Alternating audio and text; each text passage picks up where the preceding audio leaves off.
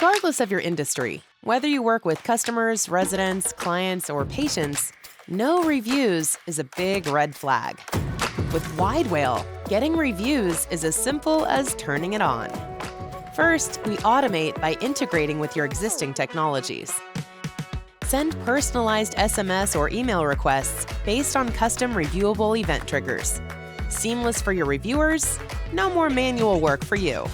Revel in higher ratings, better search engine rankings, more organic website traffic, and more interested buyers with a performance-based reputation strategy. A win-win, win-win. Hey everybody, welcome back. We are going to be having another amazing webinar today. We're going to be talking about the 2025 halftime report and the state of dealer reputation with our friends at Widewail. We're going to be joined by CEO Matt Murray. Take it away. So I know I'm not like the most in touch with soccer, but I do have one major problem with soccer. Welcome everybody to this halftime report. And the problem is that soccer doesn't have halftime, right? That's fake. That's fake news. Stop. Soccer has halftime? Yes. Okay, tell me about halftime in soccer. The only time we stop the clock. Every time else, it just keeps going, right? Okay. Halftime's magical. It's a time to get food because in soccer, you don't leave the match halfway through first half and get food. You only it's right because there's no stoppage in play. It's this mad rush. So right? halftime's even more important. So maybe that's the better because like halftime has me thinking about football, but maybe the soccer analogy is the better one because because everybody stops. Everybody looks around. You're using the restroom. You're getting your food. You're coming back. You're getting ready for the second half. So that's exactly what this is. I like this that. Is everyone stop for a second. We got to check in. Right. So the concept of this 2025 halftime report, the state of dealer reputation with our friends at Widewail is the appropriate time. Not that the industry ever stops, but this is a great time to consider what just happened in the game. What information we can take from what has just happened in the game and how we can make some adjustments for the second half. Yeah, I can't and believe you and that I get already. to real time react to some of the data that I think, we haven't seen this data. I know they've been releasing it for like maybe the last week or two, but we haven't seen this data and you likely haven't seen this data. So we will be live reacting to it as well. Let's pull up our friend Matt Murray, CEO at Widewail, so he can walk us through this and tell us his favorite halftime story. Thanks for having me back, guys. Oh, it's great to have you. Always. This is always a good one. I get so intrigued. So I just want to, I know nothing about soccer, so I'm with you guys. You go with whatever metaphor works. Yeah. Maybe some hockey. We have no halftime though, right? No, there's two halftimes. How do they even do it? But the reality is when we're talking about reviews, what we're really talking about are customers and people, right? This isn't just like how many reviews you get, and those customers and the people feel a way about the people they're doing business with, and the way they feel influences the decisions they make next and who they tell and how they talk about it. So we can draw a very clear line between how people feel and what business results are on the other side. And your analysis and the data that you provide really, I think, are going to give us a good indication of how people are feeling. Is that right? Absolutely right. I mean, the goal, first of all, this is our passion, right? Like we just have a blast listening to the voice of the customer in auto and then coming back to everybody and saying, hey, customers, reporting some negativity here, or we're doing a really great job with price, or each of these topics tell their own individual story. For our current customers, they get the story of just their stores, their customers, their geo. This is our zoom out moment. Like, let's take all the data that we collect every month and talk to the industry about what we're seeing. Well, let's give us a little bit of overview, like a reminder, maybe people haven't heard of you, exactly like what Widewail's doing right now in the industry and how you're kind of engaging with the consumer and the dealer and bringing everyone together. Yeah, so we serve just shy of 3,000 dealers, primarily in the US, but a few in Canada as well. We're best recognized as a reputation management company. We talk about ourselves as a trust marketing company. Let's make sure that customers are advocating for the dealer and their communities, right? Making sure that the next customer is building confidence toward transaction. So when you look at our product set, I mean, the basis of Widewail is Engage and Engage Plus there at the bottom. We're keeping the dealer in the conversation. There are more reviews, more social comments around dealerships than there ever have been. In fact, you'll see that data today. And our customer thinks of that as a customer service channel. Like, we need to be present. So we started there, my wife and I, in 2018, saying, let's do work, hands-on keyboards, make life easier for the dealership, and then started building software. So we'll connect to the DMS, generate reviews. We've got still the only SMS-based video testimonial generation platform. So somebody just bought a car, send them a text, get a great video back from them. Pulse is our newest product, private surveys via SMS, Pulse on purpose there. Like, just take the pulse of the customer in this moment. And then listing syndication. Frankly, we built that. Our customers demanded it. It's a great reason to build a product. Yeah, like, you have our GBP, which has all of our local listings data. Can't you just push it? So we help the dealer make sure all their information is correct across the web. Okay, so you collect reputation data, as I understand. Is it from every dealer in the country? Is that right? Yeah, this is the start of the fun part for us. We the end of 2022 figured out how to ingest all Google reviews for all new car dealers in the United States. And then we had to figure out what to do with it. And we started, like, every single month bringing that data in and applying AI-driven analysis to figure out what people are talking about. So, artificial intelligence is amazing at topic tagging all of these reviews, right? So last year, our study was 4.2 million Google reviews. We released the 2024 voice customer on the back of that research. Coming into this year, we said, look, our industry moves really quickly. Headlines are changing daily. Mm-hmm. We should maybe, get a little bit more frequent with the reporting on our data. So we did a Q1 report. At the end of Q2, we said, let's do a halftime report. See how we're doing this year compared to last. Nathan, can you bring that last slide up for a second? I think this is important for people to understand how sentiment is measured. So in this slide, it was a 1-star review. The comment, they didn't tell me my car was done. I was waiting around and my kids needed to be picked up. So then you take the didn't tell me part of that review and you kind of parse out the topic of this review is communication. The sentiment is negative. So now we can look at overall trends of negative communication, right? That's right. Did I summarize that right?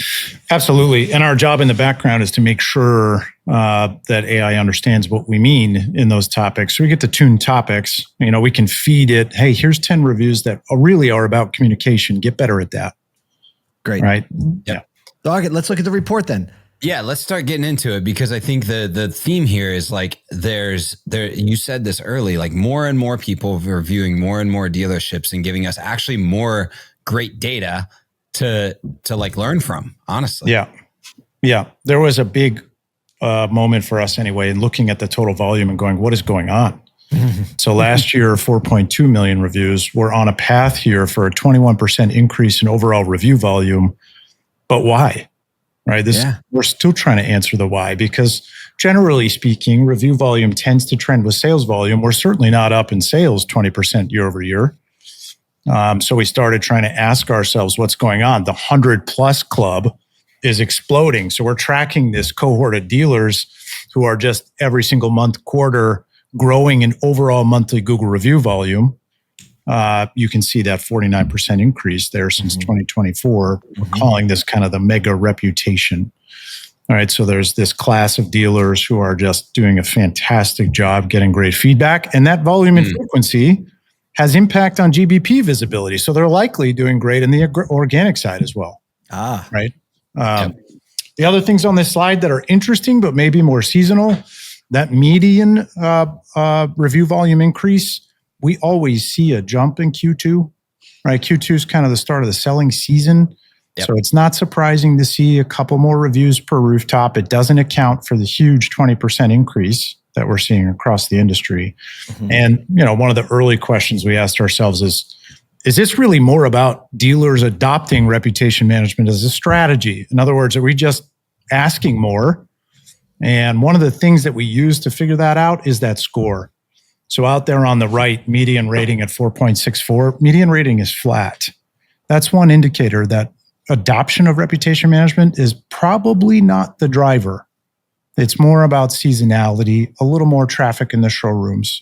If all dealers started asking for reviews, their scores might look like Widewail dealer scores at 4.7, 4.8.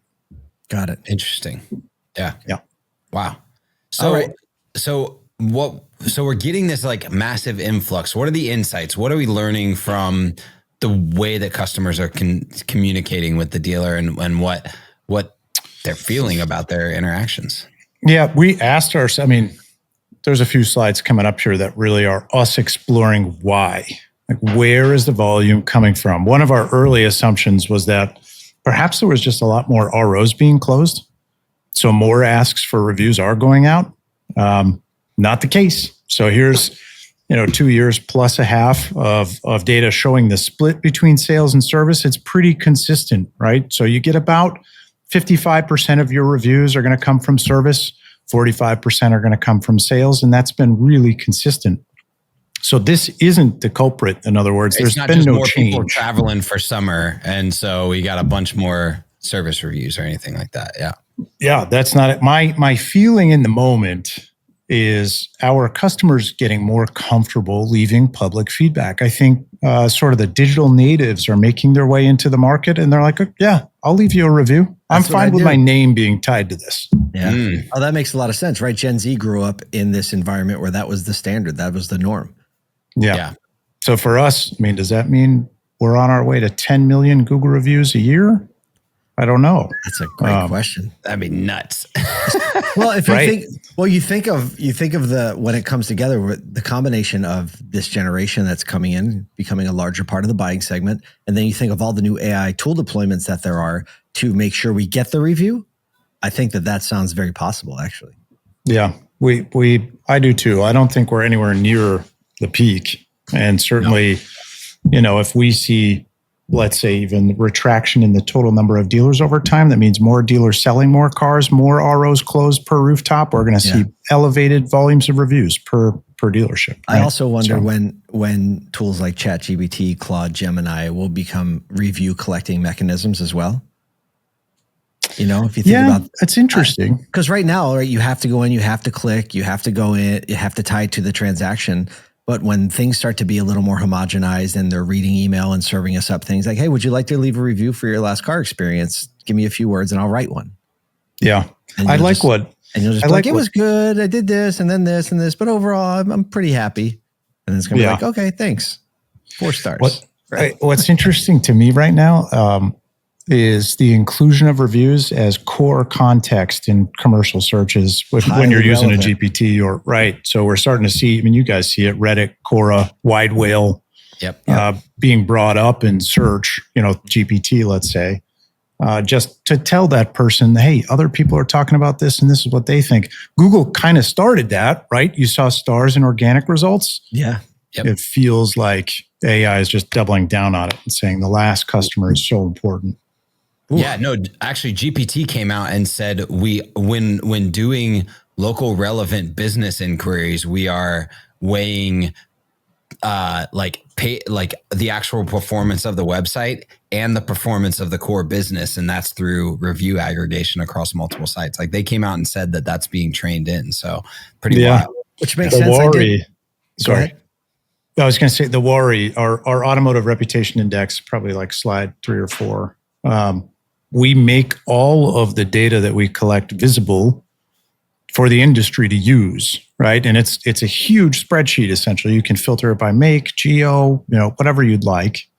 That table is indexed and shown in AI-driven search all the time now because it's so accessible, right? The data is really well structured. Yep. And GPT is able to understand it. So that was huge. We didn't do that specifically for that, but it's like literally a perfect bump set. Right? Totally. And then we did city rankings. There's 50 cities in the United States where Widewail publishes dealer rankings.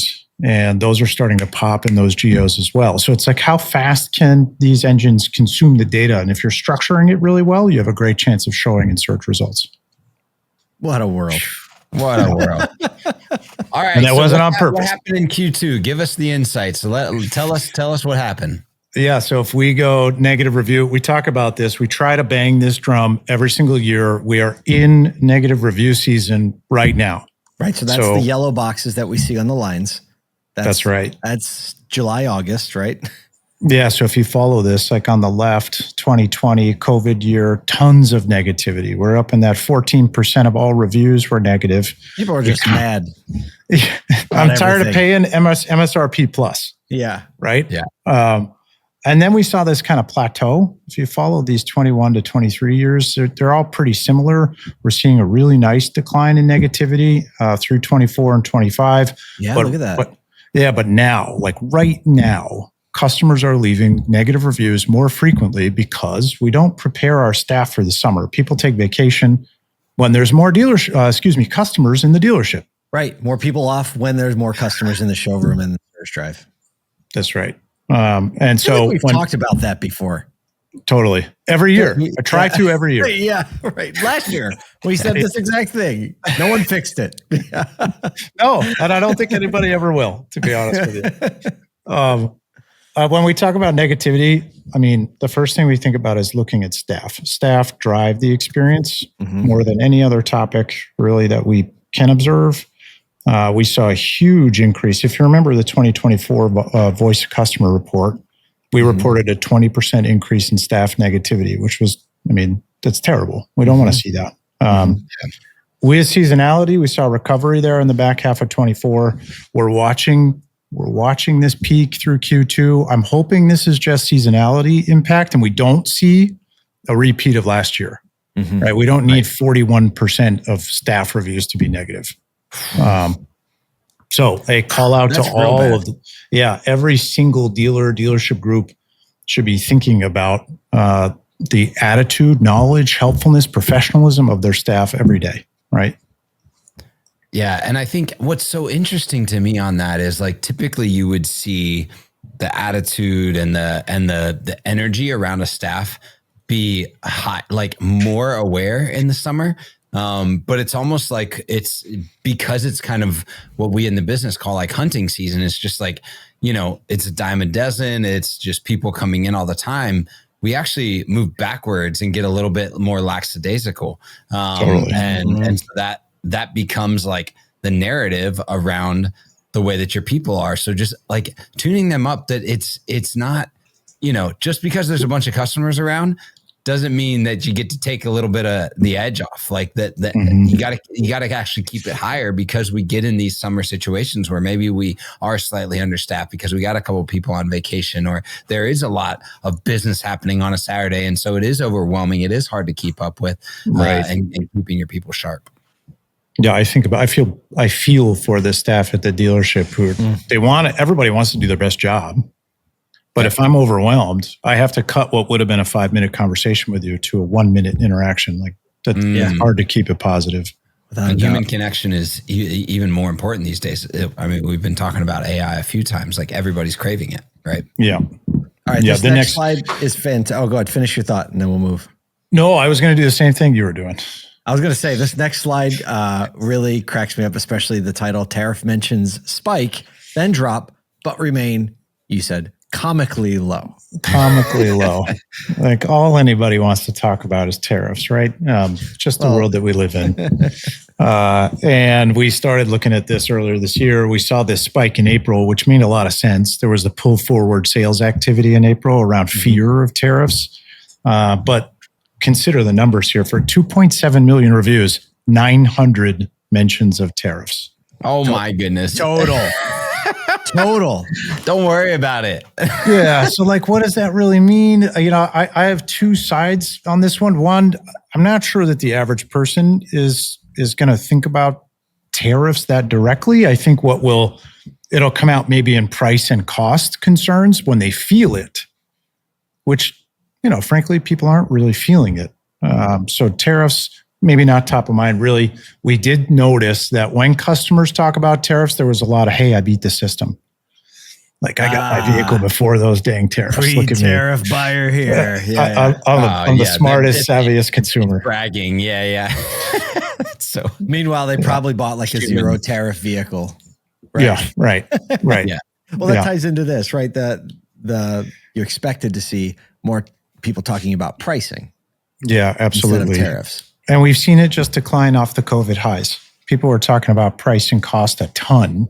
2020. Now, the past couple of years, nice downward trend. We are seeing a Q2 uptick in pricing cost. That could be seasonal. You can find another couple of like this April, this Q2 in the beginning of the graph, there was a pretty sharp upward incline, right, in discussion of pricing cost. This one needs to mature a little bit.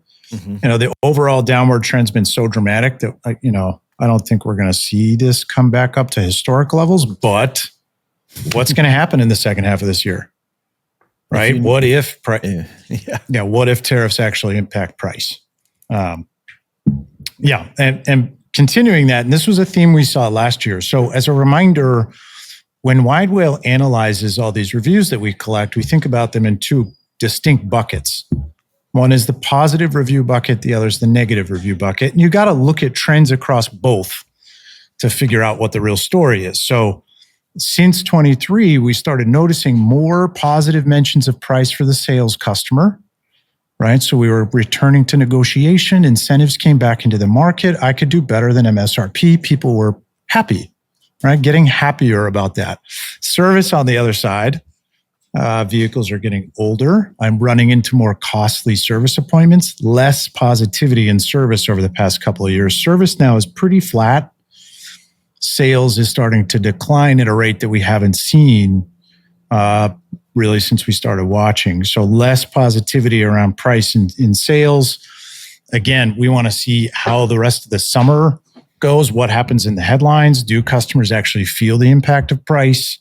To understand if this is like a trend. In other words, a quarter is not a trend. Let's pay attention to what's happening in the second half of the year.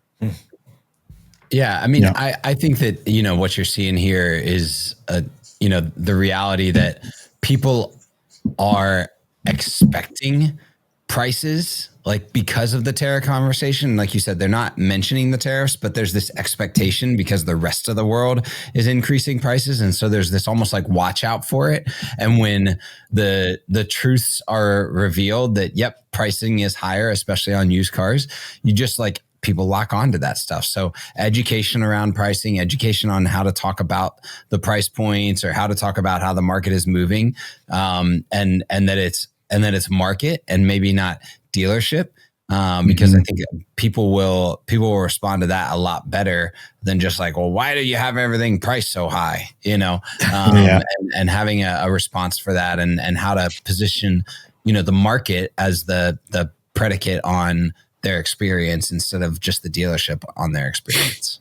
Yeah, we're kind of talking about it as price anxiety, right?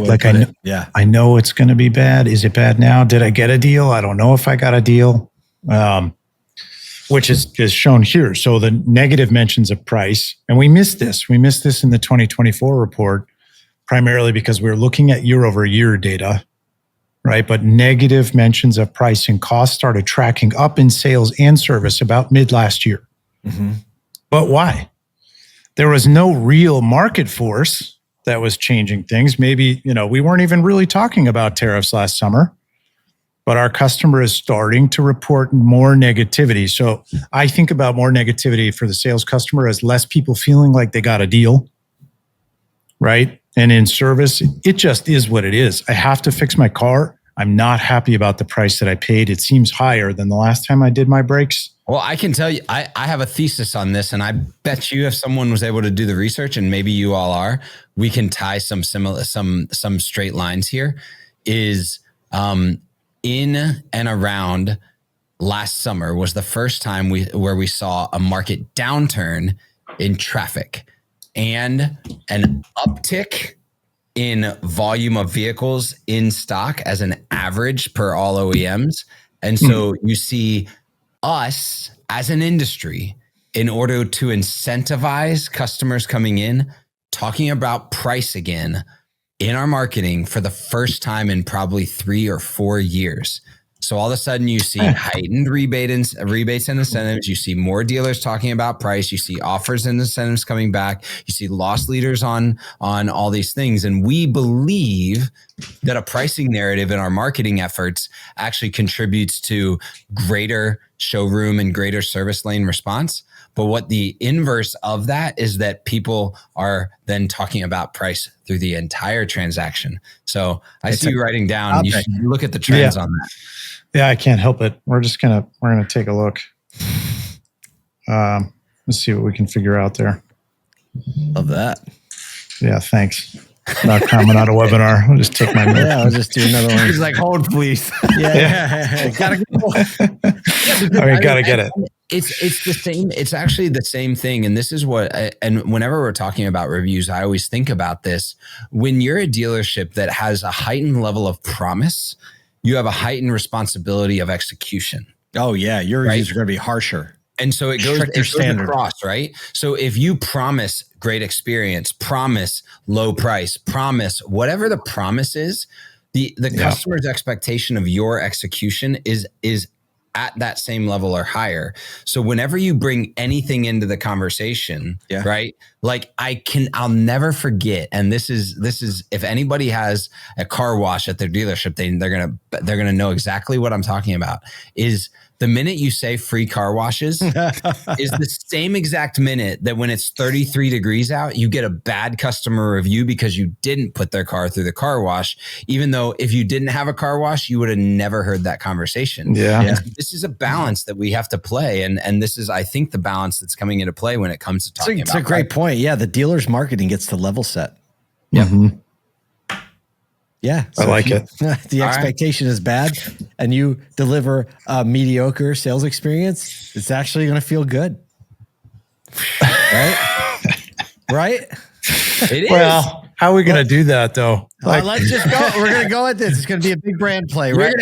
You're going to hate everything you're going to hate doing business with us. It's going to be absolutely terrible. We're going to hoodwink you the entire time. And then they come in and you come and give us a try, right? And then you're friendly. It's funny. I just had this whole social media post about how I used AI to scour reviews and give me options for seal coating my driveway. The guy's last name, who I ended up picking, his last name was Good Enough. And literally he delivered. It was actually better. It was better than good enough. And there you go. 5-star review. All right, we only have a few minutes left, but let's get through all this report. Let's talk about EVs for a second, because a lot of conversation around EVs, both in the news and in dealer circles. So what did we learn? Yeah, I would say, customer experience for the EV buyer has been as turbulent as headlines. So last year we talked a lot. If you look at the white bars here on the left-hand side, that's it's saying essentially 76% more negativity reported by EV customers in the knowledge topic as compared to ICE customers. Okay. So last year, essentially in almost every category, in terms of experience, the EV customer was reporting a worse experience. Yeah, they didn't know what I needed them to know. That's right. And they weren't as helpful. Yes. Totally. And then we came into Q1. This is just the Q1 slide. Negativity was cut in half. So the customer was saying, hey, your staff is getting more knowledgeable, more helpful. This is great. Great progress. Wow. Right? Yeah. Unfortunately, next slide, Q2 gave it all back, then some. What? Negativity is through the roof. Right. And it's there's some conjecture, like, why is this happening? Maybe it's because we know that the incentives are ending. So the EV customer's already on edge. But boy, in the dealership, negativity around knowledge and helpfulness is high. Deal negativity is going through the roof. I mean, there's some positivity here. Like if you look on the right, the inventory category, 28% more positive mentions of inventory. Right. The car that I want is there. Basically. That's right. I got what I wanted. So there's more vehicles on the ground. We know that, but that chasm between EV customer experience and the traditional ICE customer experience is grown. Oh boy, wow. This is going to be a volatile one too I mean, a lot will be told once the incentives go away, right? I think when we get to December and January 2026 and you review everything, there's definitely going to be, I think, a homogenization of what the expectation is versus what's delivered. But I think even all the uncertainty just breeds a variety of expectations. People come in with it. I would say even more importantly, it doesn't matter what the political climate is on EVs right now and whether incentives are going away or whether you've got more or less inventory. You have to recognize that every single customer is their own shopping experience. And every single customer, whether they're shopping for an ICE or an EV, should demand out of your staff the absolute best, most knowledgeable experience that you can possibly deliver in that moment. Otherwise, you're just cutting out an entire segment. And so what this is telling me is that we're letting the cultural and political narrative determine our attention to a customer because we're putting our attention on a vehicle. And that's just really wrong. I love how you're saying that. Our version of that was essentially, I wish that dealership staff could report to us their sentiment when dealing with the EV customer, right? Because what we see nationally is it's 1 out of 5 vehicles sold. So I know my process, I know my inventory, and here comes an EV customer who's got range anxiety, has never had one before, but my friend said, and I know, and I wonder if the staff at the dealership is frustrated by the EV as well, which is coming through in the experience, right? Oh, wow. Yeah. All right. We have 2 minutes left. What do we want to cover? What OEMs, winners, OEM losers? news. Hit them with it. Yeah, we can do this actually pretty quick. Go for it. Ford and Chevy have sold about the same number of vehicles. Ford has climbed our rankings. Chevy has taken a dive. So the question is, what's happening there? And if you just go to the next slide, what we're seeing in Chevy customer complaints, they're very service focused, and they're talking about systematic errors and failures, like big process failures. You're not fixing my car the first time I come in. You're terrible at communication. Things are not going well, right? And when Chevy's having a great sales year, to fall apart in the service department, what does that mean for future sales? Are we going to retain those customers? Yes. Right. So here's every one of their negative, or let's say a select few negative topics here. Every one of them is trending up. Yeah. Negativity in sales, service, wait times, communication. Chevy stores are not doing a fantastic job with customer experience right now. If I compare that to Ford customers in service really report more of a personal experience. They're having a much better experience in the store, where when they have complaints, they're sort of point complaints, right? Like, everything was great. I wish they got back to me a little bit more quickly. I had to go to the store to get my car. I didn't know it was done. Mm-hmm. Where the Chevy customer is saying, look, nothing went right. Understood. Wow. Right. So that's something we're keeping an eye on. And I think the last slide, which we're really proud, frankly, tell us to about share. Northtown. I'm very familiar with Northtown. They're in Buffalo, New York. My first company, we did a lot of work with Northtown. So just seeing the logo makes me feel all warm and fuzzy. So we're using Northtown as an example for dealers about how our services help, for individual stores or groups. We're talking about the industry, but let's make it real for the dealer. Northtown said to us, we know communication is bad. You see the quote there. I'm expecting bad communication to be the culprit behind negative reviews. And we said, well, let's take a look. So when we look at the sales department negative reviews, the communication negatives were 50% below benchmark. In other words, they're killing the industry in terms of negativity and communication. We found the issue in the professionalism of their staff. Wow. 220% more negative reviews talking about a lack of professionalism for their staff. What that helps Northtown do is focus on the right problem. What a trainable thing. Totally. Yeah. So when we're trying to make that next decision, this is what we talk about all the time. No more Donald Duck ties, guys. Yeah. Now they're a polo company, but go ahead. If you're making decisions at the dealership or the dealership group, the voice of the customer ought to add to that conversation. So you spend the next dollar in the right place, creating loyalty, not guessing. Right. I think that wraps us up about as good as we possibly could. Matt, thank you so much for doing all the hard work to compile this for the industry, sharing it with us so open-handedly, and helping us orient ourselves to think ahead of the curve on what is actually causing some issues and how can we adjust to just make our stores better and this entire industry better. Thanks for having me back. It was a blast as always. Regardless of your industry, whether you work with customers, residents, clients, or patients, no reviews is a big red flag. With Widewail, getting reviews is as simple as turning it on. First, we automate by integrating with your existing technologies. Send personalized SMS or email requests based on custom reviewable event triggers. Seamless for your reviewers, no more manual work for you. Revel in higher ratings, better search engine rankings, more organic website traffic, and more interested buyers with a performance-based reputation strategy. A win-win, win-win. All right, everyone, that's a wrap. We always love getting to dive deeper into some of the data and what our customers are saying. So thanks a lot to Matt and to Widewail for your time today. If you missed it, you can get it on our website. Go ahead and go to ASOTU.com, drop down to media, and then down to webinars. Have a great day. See you next time.